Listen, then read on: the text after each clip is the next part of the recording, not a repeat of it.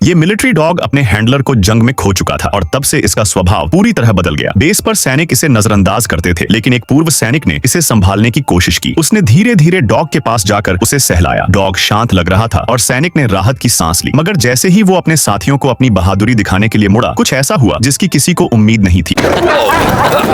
Dog का नाम था लुलू, जो जल्द ही रिटायर होने वाला था। पूर्व मरीन चांग को उसके अफसरों ने आदेश दिया कि वो लुलू को उसके हैंडलर के अंतिम संस्कार में लेकर जाए। ये जगह 1000 किलोमीटर से ज्यादा दूर थी। चांग इस काम से खुश नहीं था, मगर उसने सोचा कि शायद इससे उसे बेहतर यूनिट में ट्रांसफर का मौका मिल सकता है, तो वो मान गया। इस तरह चांग और लुलू की लंबी यात्रा शुरू हुई। रास्ते में चांग ने लुलू से बात करने की कोशिश की ताकि वो उसे थोड़ा शांत कर सके, लेकिन लुलू ने उस पर ध्यान ही नहीं दिया। वो अपने पिंजरे में बेचैन थी। चांग ने अपना मूड ठीक करने के लिए शूटिंग रेंज पर रुकने का सोचा, लेकिन गोलियों की आवाज ने लुलू को और परेशान कर दिया। थोड़ी देर में उसने अपना पिंजरा तोड़ दिया। जब चांग वापस आया तो उसने देखा कि कार की सीटें पूरी तरह फट चुकी थीं। वो गुस्से में था, मगर उसने खुद को शांत रखा, क्योंकि वो जानता था कि अगर लुलू ने काट लिया तो बड़ी मुसीबत हो सकती है। तभी चांग को एक तरकीब सूझी। उसने एक सॉसेज में नींद की दवा डाली और लुलू के पास फेंक दी। थोड़ी देर में लुलू शांत हो गई और चांग फिर से सफर पर निकल पड़ा। अगले दिन सुबह लुलू थोड़ी शांत दिख रही थी। अब चांग अकेले उसी के साथ था। उसने रास्ते भर लुलू से बातें की, लेकिन जैसे ही सब कुछ सही लगने लगा, लुलू फिर से बेचैन हो गई। वो कार में इधर उधर भागने लगी और अपनी पट्टा छुड़ाने की कोशिश करने लगी। चांग ने उसे देखने के लिए मुड़ा और तभी सामने से आती कार से टकराने से बचने के लिए उसने अचानक ब्रेक लगाया। इस मौके का फायदा उठाकर लुलू कार की खिड़की से कूदकर पास के जंगल में भाग गई। चांग फौरन उसके पीछे भागा। लुलू घोड़े की तरह तेजी से दौड़ रही थी। चांग फिसला और गिरा, लेकिन उसने हार नहीं मानी। घाटी के फिसलन भरे रास्तों ने उसे और परेशान कर दिया। थोड़ी ही देर में लुलू उसकी नजरों से गायब हो गई। चांग उसका नाम पुकारते हुए उसे ढूंढने लगा। तभी उसे पत्तों पर खून के निशान दिखे। उसका दिल घबरा गया। अचानक जंगल के अंदर से लुलू की भौंकने की आवाज आई।